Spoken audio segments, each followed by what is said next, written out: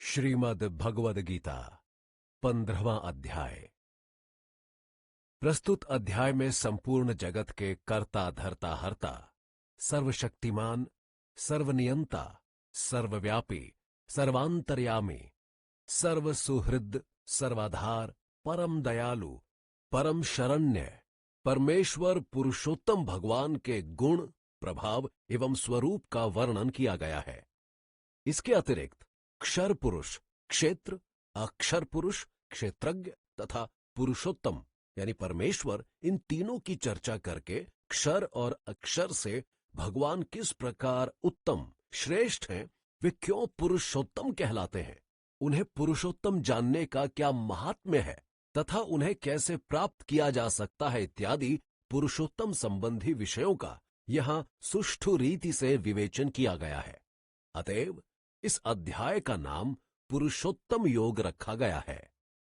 उन पुरुषोत्तम भगवान के तत्व एवं महत्व को भलीभांति अवगत करने के लिए त्रिगुणातीत होना नितांत आवश्यक है और त्रिगुणातीत बनने में वैराग्य की एक प्रधान भूमिका होती है। अतः अर्जुन में संसार के प्रति वैराग्य उत्पन्न कराने के उद्देश्य से प्रारंभिक 3 श्लोकों द्वारा संसार का एक पीपल वृक्ष के रूप में वर्णन करते हुए श्री कृष्ण अर्जुन को उसे वैराग्य शस्त्र से काट डालने के लिए कहते हैं। श्री भगवान उवाच ऊर्ध्वमूल मधा शाखम श्वथम प्राहुर्व्ययम् छंदांसि यस्य पर्णानि यस्तम वेद स वेदवित्। पदच्छेद। श्री भगवान अर्थात श्री कृष्ण जी उवाच बोले, ऊर्ध्वमूलम अर्थात ऊपर की ओर जड़ों वाले को, अधः शाखम अर्थात नीचे की ओर शाखाओं वाले को, अश्वत्थम अर्थात क्षणभंगुर व परिवर्तनशील को, पीपल के पेड़ को, प्राहु अर्थात कहते हैं अव्ययम अर्थात अविनाशी को, छंदांसी अर्थात वेद मंत्र, यस्य अर्थात जिसके, पर्णानि अर्थात पत्ते, यह अर्थात जो, तम उसको, वेद यानी जानता है, सह अर्थात वह, वेदवित्त अर्थात वेद को जानने वाला। अनुवाद। श्री कृष्ण भगवान बोले, ऊपर की ओर जड़ों वाले तथा नीचे की ओर शाखाओं वाले जिस संसार रूप पीपल के वृक्ष को शास्त्रकार व मर्मज्ञ अविनाशी कहते हैं और वेद मंत्र जिसके पत्ते कहे जाते हैं, उस संसार रूप वृक्ष को जो मनुष्य मूल सहित तत्व से जानता है, वह वेद के तात्पर्य को जानने वाला है।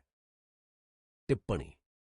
इस श्लोक में संसार का वर्णन एक ऐसे पीपल वृक्ष के रूप में किया गया है जिसकी जड़ें यानी जिसका मूल सामान्य वृक्षों के विपरीत ऊपर की ओर आकाश में है तथा जिसकी शाखाएं व पत्ते नीचे की ओर धरती पर स्थित हैं। इस अलौकिक स्वरूप चित्रण का भी एक कारण है। हम जानते हैं कि आदि पुरुष ब्रह्म ही अपनी अव्यक्त शक्ति मूल प्रकृति सहित इस समस्त ब्रह्मांड का एकमात्र कारण है।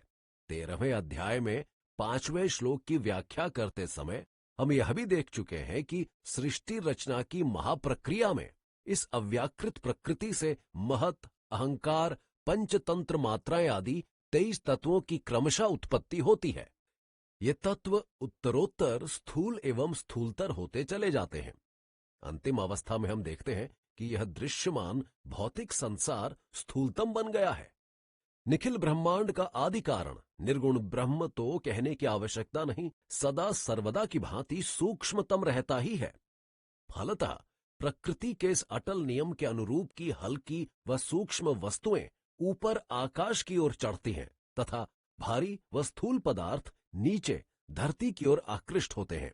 संसार वृक्ष के मूल कारण ब्रह्म का सूक्ष्मतम होने के कारण आकाश में ऊर्ध्वतम अर्थात सबसे ऊपर स्थित होना तथा शाखाओं व पत्तों आदि का स्थूलतम होने के कारण नीचे धरती की ओर बढ़ना सर्वथा स्वाभाविक एवं समीचीन ही है।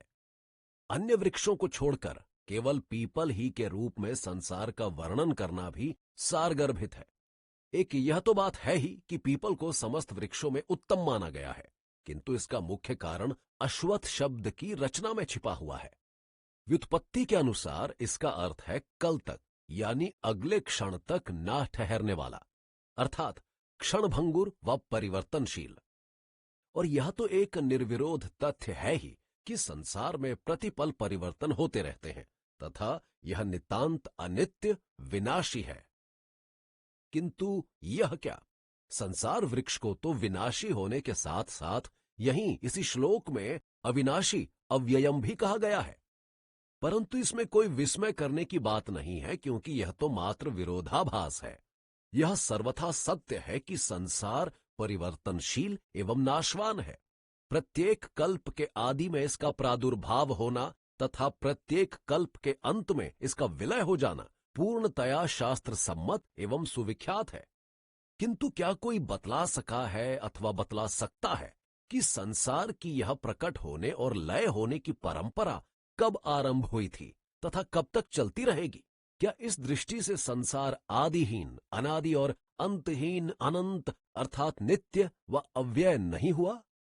और देखिए, जैसा कारण वैसा कार्य, इस सिद्धांत के अनुसार भी यदि हम इस विषय का अनुशीलन करें तो हम इस निर्णय पर पहुंचेंगे कि यह संसार नित्य और अविनाशी है। कैसे?